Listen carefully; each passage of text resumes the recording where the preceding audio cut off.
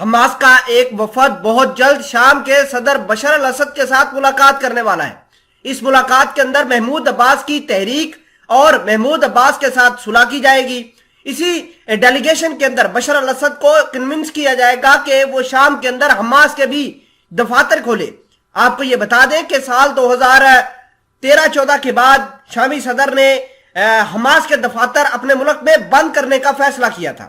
ناظرین گرامی، خبر یہ بھی ہے کہ ایران نے بہت سارے میزائلوں کے ذخائر، بہت سارے اسلحے کے ذخائر، گولہ بارود حماس کے حوالے کیا ہے۔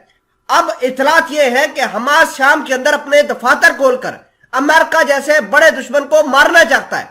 پہلے ایران اور حزب اللہ شام کے اندر اپنی مختلف ٹھکانے بنا کر امریکہ اس کے علاوہ دیگر اپنے دشمنوں کو ہلاک تو کر ہی رہے ہیں، اب حماس کی انٹری ہوئی ہے۔ حماس یہاں پر بیٹھ کر امریکہ جیسے بڑی طاقت کو، اسرائیل جیسی بڑی طاقت کو مارنے کی کوشش کرے گی۔ نہ صرف شام کے اندر، اگر ان کا ایک بیس شام کے اندر بن بھی گیا تو یہ عراق کے اندر موجود موساد کے ایجنٹوں کو بھی ہلاک کرنے کی کوشش کریں گے۔ تمام تر چیزیں آسان الفاظ میں آپ تک پہنچانے کی کوشش کریں گے۔ چھوٹی سی گزارش ہے کہ آپ ہمارا یوٹیوب چینل حسنات ٹی وی کو سبسکرائب کر کے پاس موجود گھنٹی کے نشان کو دبا لیں تاکہ لیٹسٹ نیوز آپ تک بر وقت پہنچتی رہے۔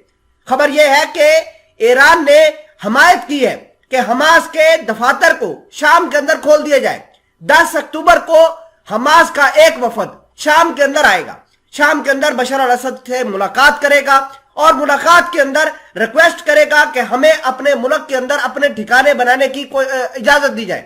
بشار الاسد پہلے ہی کہہ چکے ہیں، ایران سے اور حزب اللہ سے ریکویسٹ کر چکے ہیں کہ ان کو چاہیے کہ وہ شام کی سرزمین استعمال کر کے امریکہ اور اسرائیل کو نشانہ نہ بنائے۔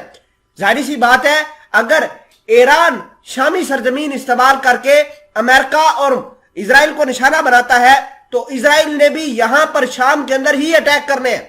اب حماس نے ایک اور اعلان کیا ہے کہ ہم یہاں پر اڈے بنائیں گے۔ اس کا مطلب یہ ہے کہ شام کے اوپر اسرائیل کے مزید حملے بڑھیں گے۔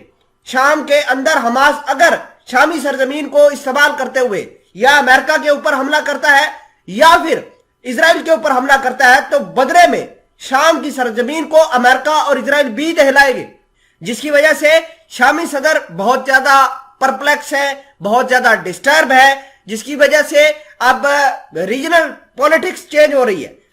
اگر حماس کو آج اڈے بنانے کی اجازت نہ دی گئی تو ظاہری سی بات ہے ایران ناراض ہوگا۔ ایران نے بہت سارا اسلحہ، بہت سارے جو چیزیں ہیں، گولہ بارود ہے، اس کے علاوہ دفاتر بنانے کے لیے جتنے بھی چیزیں چاہیے ہوتی ہیں وہ حماس کو دینے کا اعلان کیا ہے اور بہت سارا اسلحہ فراہم بھی کر دیا ہے۔